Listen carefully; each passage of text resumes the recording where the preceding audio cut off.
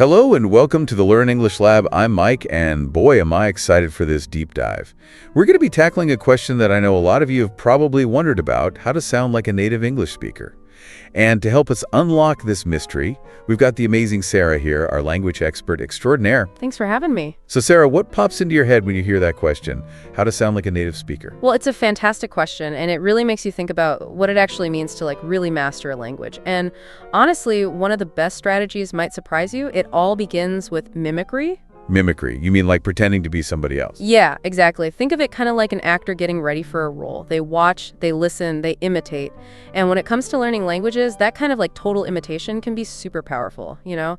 Instead of just learning the rules, you're actually training your mouth to move in totally new ways to make sounds that you might not be used to. Okay, I'm definitely intrigued. How does that actually work when you're learning? So one of the most important things is focusing on the physical part of speaking. Pay attention to how native speakers move their mouths, their lips, even their tongues when they're making different sounds. You can even use visuals to help you outwatch videos or look in the mirror as you practice. The goal is to build up that muscle memory so those sounds start to feel natural and you don't even have to think about them. So it's almost like we're rewiring our brains to think in a different language, both mentally and physically. You got it. You're not just memorizing words and grammar, you're actually developing a whole new way of talking, a new way to express yourself. It's like embodying the language, not just getting it. That's so cool. But let's be real. Not everybody has the time or the money to just pick up and move to an English-speaking country to fully immerse themselves. Are there any tools or techniques that can help us speed this process up? Oh, you're totally right. Full immersion is not always possible.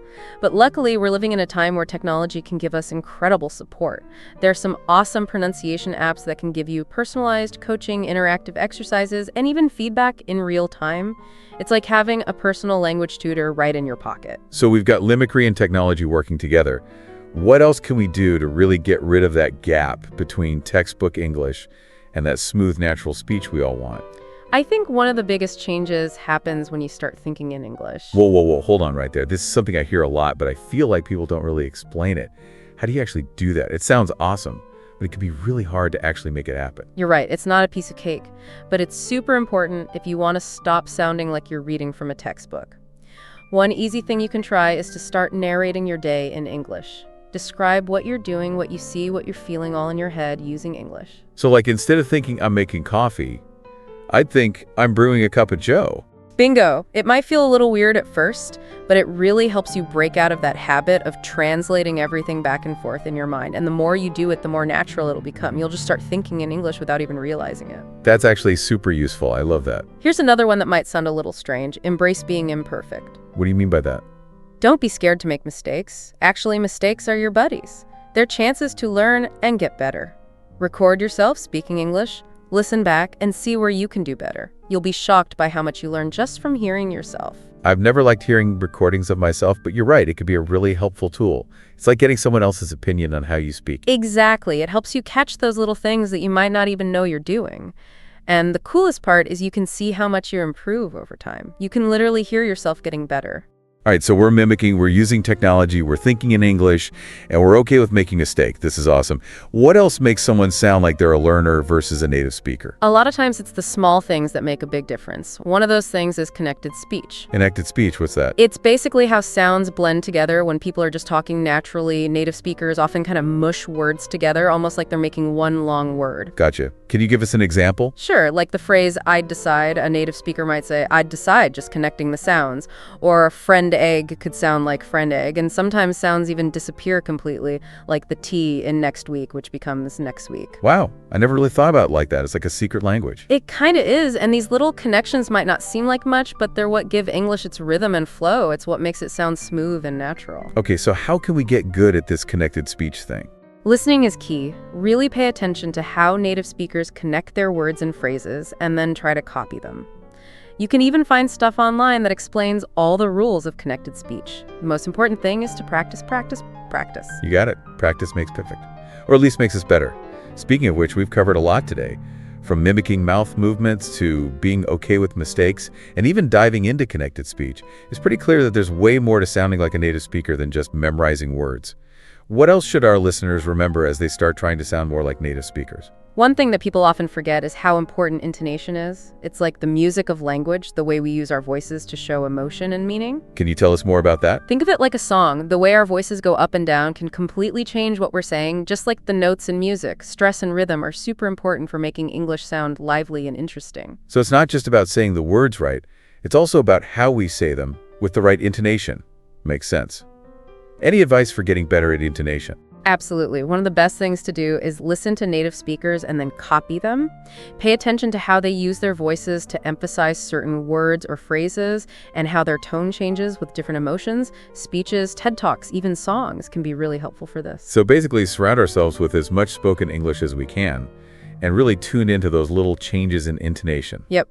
The more you listen and imitate, the more natural your intonation will become. Got it. This has been super helpful. I'm starting to understand how all of this works together to create that smooth, effortless flow that makes someone sound like a native English speaker. But let's be honest, sometimes we just want to sound cool to fit in with the locals. Is there a quick way to do that? Well, if you want to sound like a local, you got to talk like a local. And that means getting into the world of idioms and slang. Ah, yes. Idioms and slang. Those tricky but awesome expressions that can make you sound like you belong or not. Exactly. They're like shortcuts to sounding more authentic. They add color and personality to your language, making it less formal and more natural. But of course, with great power comes great responsibility. I can imagine some of the problems there. Slang can be super specific to a certain situation, right? What's cool to say with your friends might not be cool to say at work. You're totally right. It's all about using the right words at the right time. And with idioms, you got to make sure you're using them the right way. Otherwise, you might end up sounding confusing instead of cool. So we're talking about finding a balance. Using idioms and slang to make our language more fun and interesting, but also being aware of the context and not making any big mistakes. You got it. There are some great resources that can help you figure out idioms and slang, like online dictionaries and forums. But the best way to learn is to listen to native speakers and watch how they use these expressions in different situations. So immerse ourselves in the language and pay attention to how native speakers use these expressions. It sounds like we keep coming back to that same idea. You're picking up on the pattern. And here's another important thing to keep in mind. Sounding like a native speaker is more than just pronunciation. It's also about how you deliver your message. You mean like how fast we talk, how clearly we speak, things like that? Exactly. It's about speaking clearly and with confidence so people can understand what you're saying. Think of it like the difference between reading a script and giving an awesome performance. I get it. Being clear and speaking at a good pace is super important for keeping people interested and making sure they understand what you're saying. Are there any exercises we can do to get better at this? Oh yeah, reading out loud is an awesome way to practice pacing and clarity. Choose a paragraph from a book, an article, or even just something random and read it out loud. Like you're giving a presentation, really focus on speaking clearly and at a natural speed. So it's like giving a little presentation to ourselves. I can do that.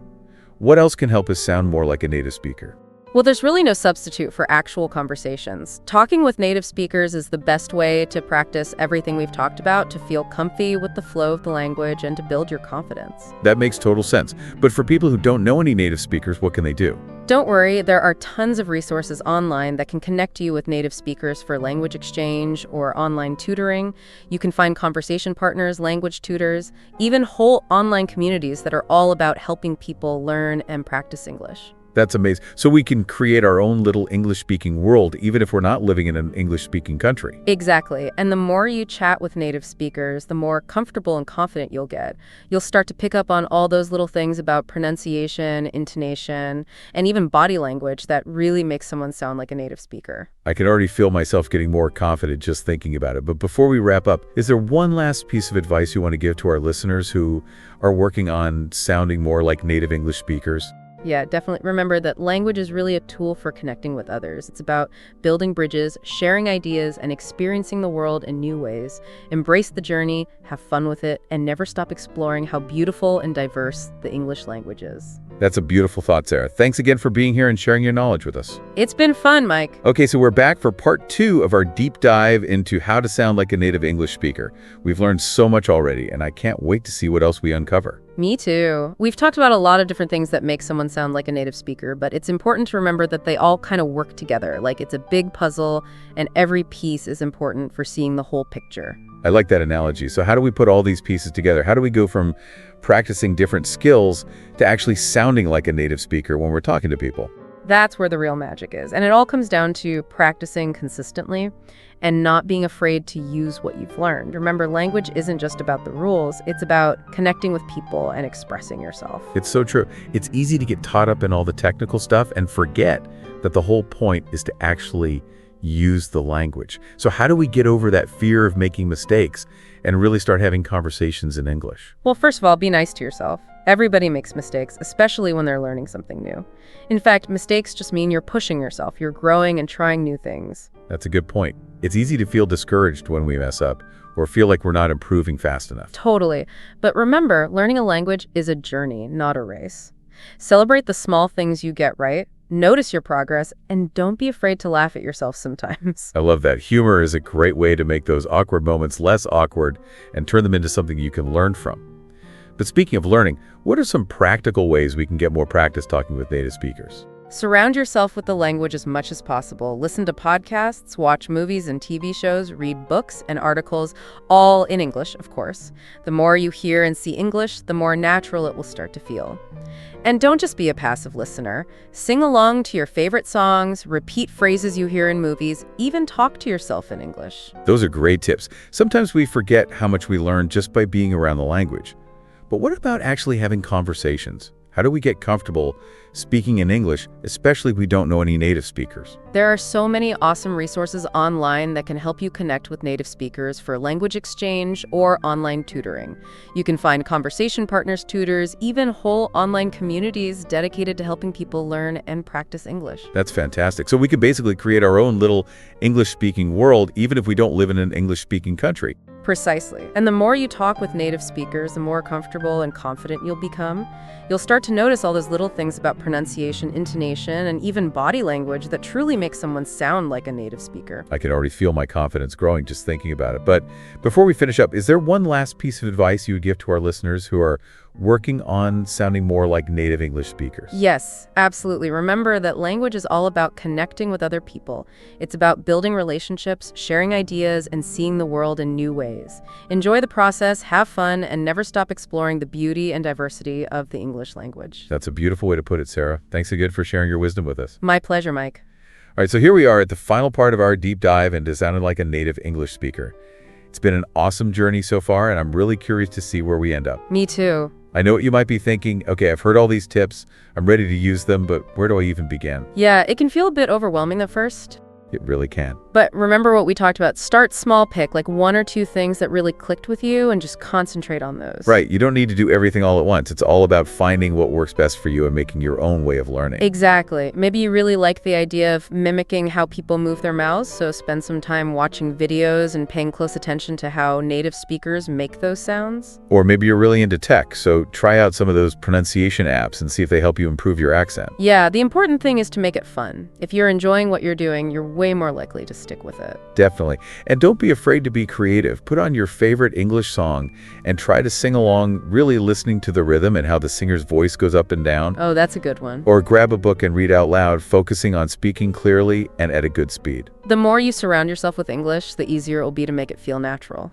And as you start to feel more confident, go ahead and reach out to those online communities and talk to native speakers. Those communities can be so helpful and encouraging. Everyone's learning just like you, and they want to help each other out. Exactly. Speaking of learning, I think it's important to remember that this isn't something you just finish one day. It's a journey that keeps going. It really is. There's always something new to learn, a new accent, to try out a new way to say what you want to say. That's what makes it so exciting. And you never know, you might even inspire someone else to start learning English too. You're absolutely right. So to wrap up this amazing deep dive, let's go over some of the most important things we've learned. Okay. Mimicry technology, thinking in English. Being okay with making mistakes, connected speech, intonation, idioms, slang, real-life conversations. We've covered so much. We really have. And it all comes down to this: be curious, be adventurous, and never stop exploring the English language. I love that. You've got this. Every step you take brings you closer to speaking English fluently and naturally. Well said. And that's a wrap on our deep dive into sounding like a native English speaker. It's been a great conversation. I hope you've enjoyed listening and that you feel inspired to keep learning English. Me too. Remember, the learning never stops. So keep practicing, keep exploring, and keep having fun with English. And don't forget to like, share, and subscribe to the Learn English Lab YouTube channel for more deep dives into the awesome world of English fluency. We'll catch you next time.